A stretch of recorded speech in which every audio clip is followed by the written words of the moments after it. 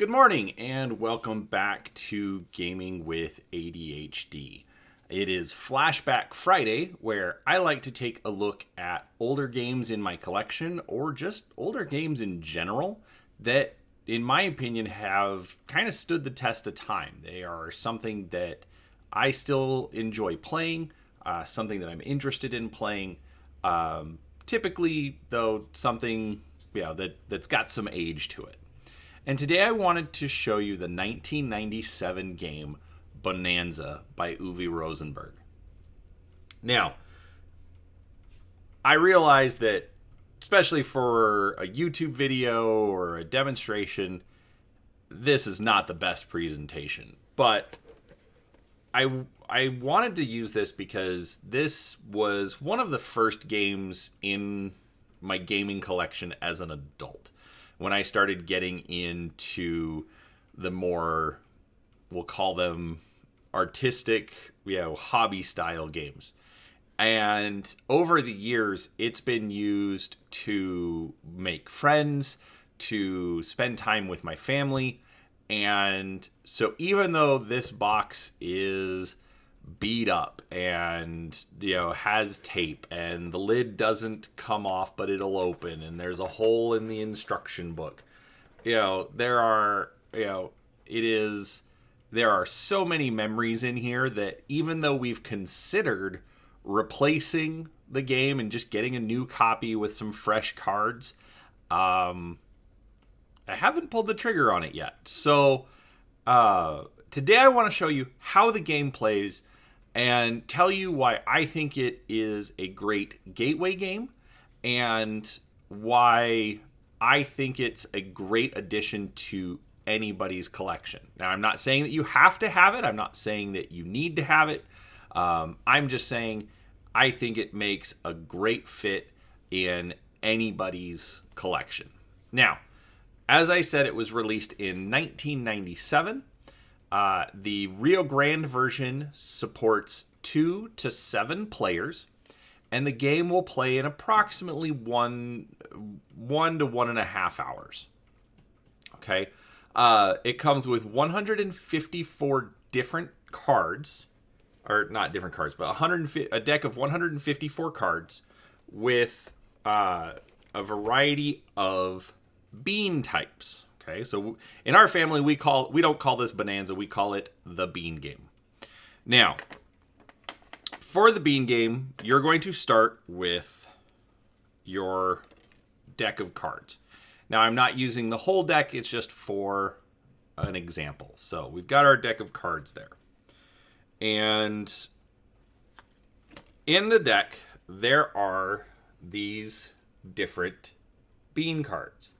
So we've got our field bean and our cocoa bean and the garden bean, red beans, black-eyed beans, soybeans, green beans, stink beans, chili beans, blue beans, cognac beans, wax beans, and coffee beans. Now, for all of these different beans, you've obviously got a picture. You've got some pictures up in the corner, so as you're holding your cards, you can see it if you can't see the full picture, or maybe you want to just slide and see the top. But then you also have a number here on the picture, and this number represents how many of this card exist in the deck.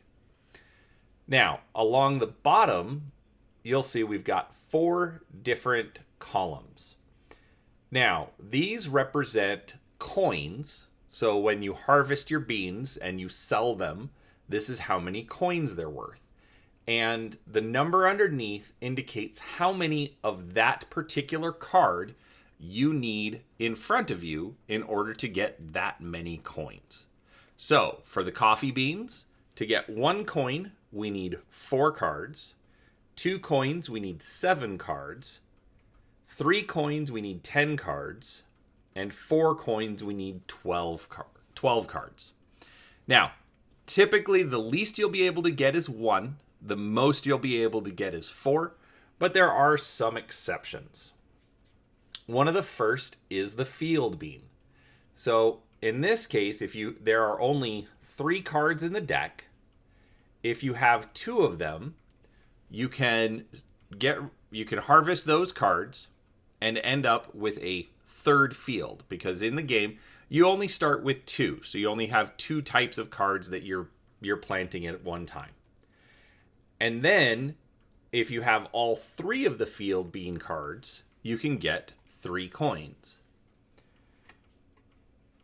For our cocoa bean, it's similar, but if you have 2 cards, you get 2 coins, 3 cards, 3 coins, 4 cards, 4 coins, with 4 in the deck. And then the garden bean is our last exception. So for 2 cards, you get 2 coins, or 3 cards, you get 3 coins, with 6 cards in the deck. So every other is going to have 4 different options, and the numbers all change based on how many cards are in the deck. So, easy way to think about it is the smaller the number, the more valuable the card. It's going to take less red beans in front of you than wax beans to get the same number of coins. You can see here that the wax bean needs 11 cards to get 4 coins, whereas the red bean only needs 5. Okay, so with these cards, what you will end up doing, you get your hand of 7 cards. Now, one of the key rules to this game is that once you are dealt your hand of cards, you may not change the order. Now, typically, when you're playing a card game, you're going to want to, I've got these 2 soybeans, so let's move these together. And here I'm going to take these 2 soybeans and put them next to my green beans. So I've got 2 green beans and 2 soybeans. You don't get to do that. You have to leave everything in the order that it was dealt. Okay, so this is my hand at the start of my turn. Now, on my turn, I must play the first card in my hand. Now, in our house, the way that we play it is, whatever card you can see fully, that's the first card in your hand. But after 20 years of playing this game, some friends actually were playing with this as their first card, because, especially here in the United States, we read from left to right. So, it doesn't matter which side of your hand you use, as long as you keep it consistent. Okay, so if you're playing from the same side every time, play it from the front, play it from the back, you'll be fine. So, for this example, I'm going to use the soybean as my first card. So on my turn, I must play this first card in front of me. So I'm going to take that and put it on the table. Now, I do have the option to play the second card in my hand, but I am not required to. So with this is where you start looking at your strategy, okay? Because I have a soybean on the field, and I have another soybean in my hand, so I want to get this black-eyed bean out of the way, but there is a twist. So once I've decided, and for this example, I'm going to go ahead and put it out as well. So now that I've played both of those, on my next turn, I have another soybean out in front of me. But my turn isn't over yet. So what I do next is I take the top 2 cards from the deck, turn them over, and then I start trading with every other player. So let's pretend we have one player over here and one player over here.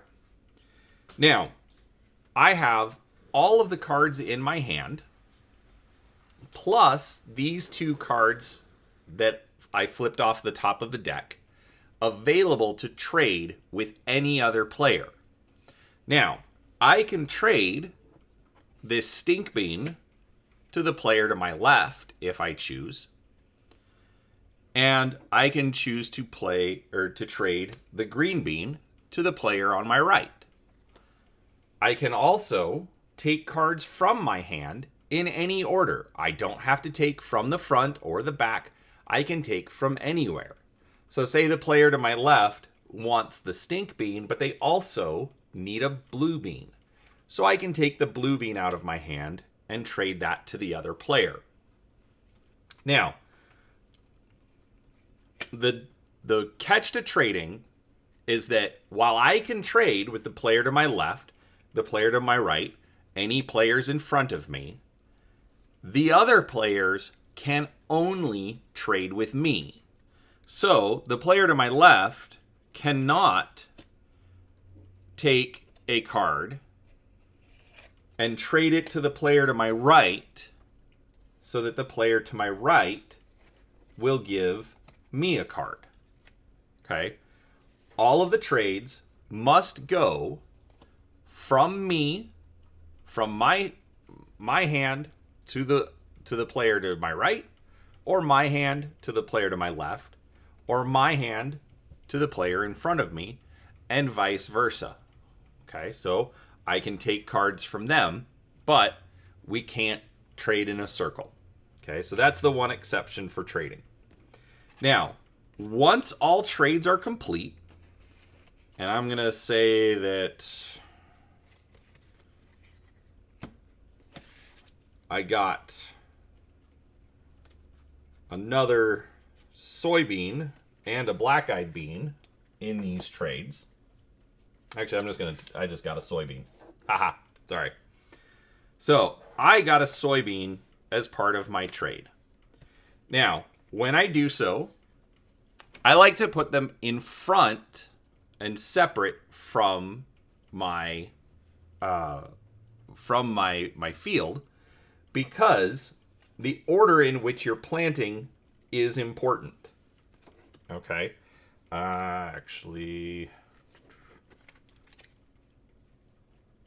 Okay.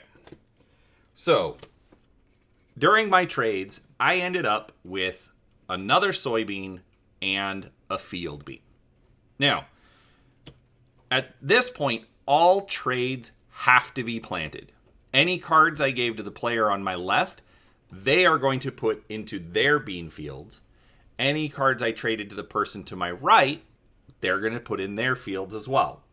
And then anything I received have to go in my field. Now, as I said, I only have 2 bean fields at the start of the game. So, I have 2 options here. The easy option is to just plant the soybean.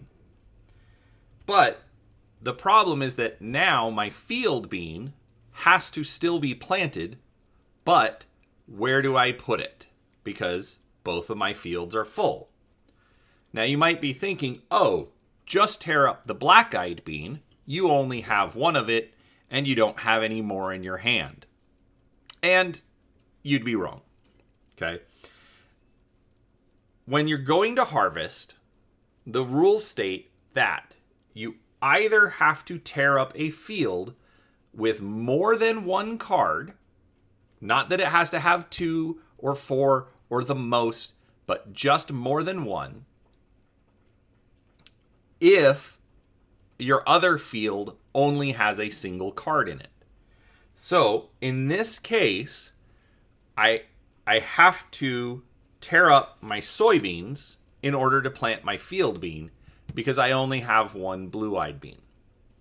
So, to change that up, what I can do, why planting order is so important, is because in this case, I see that I have to plant this field bean, and I have a soybean, so I don't want to tear up the soybeans. So I'm going to tear up the black-eyed bean, because if both of your fields have a single card, then you can tear up whichever field you want. So I'm going to tear up my black-eyed bean, plant the field bean, and then plant my soybean. At that point, my turn is over. I will draw 3 cards, not 4 from the deck. These go to the back of my hand, and play proceeds clockwise around the table. Now,